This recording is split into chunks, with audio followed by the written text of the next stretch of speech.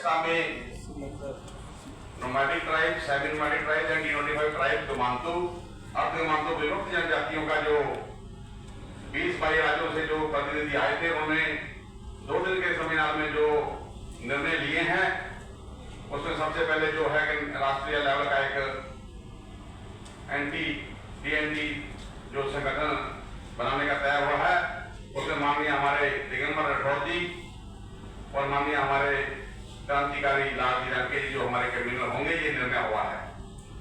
बहुत सारे साथियों ने अपना, हमारे विद्वान, हमारे बुजुर्गों ने जैसा बात बोली है कि डीएमटी के जितने भी मुद्दे उन्होंने बताए हैं वो सब एक तरह से बड़े सत्य हैं। हमारा हिस्टोरिकल स्टिग्मा जो है क्रिमिनल ट्राइब, इस मूल निवासी गोमांतु जनजातियों ने देश को कई बार निर्माण किया और कई बार बाहरी शासकों से बचाया, जैसे मुगलों से बचाया, गोरों से बचाया। यही मूल निवासी हैं देश के।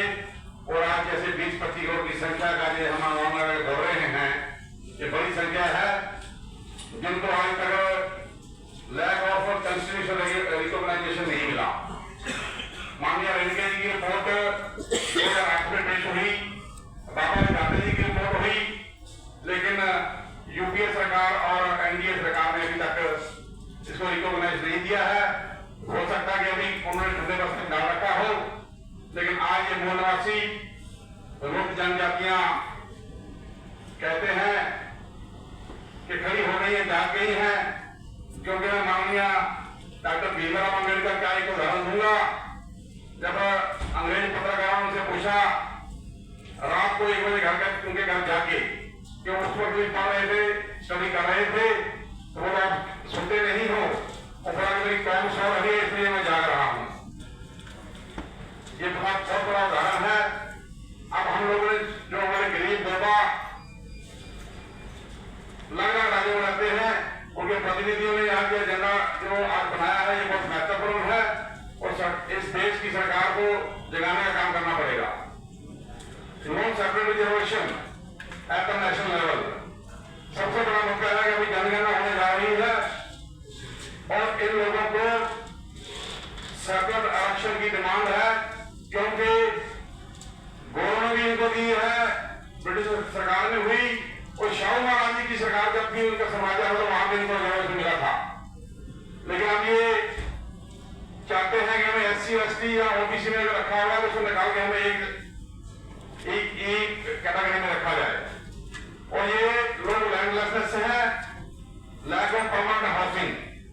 मैंने देश के 20 राज्यों में भ्रमण किया है।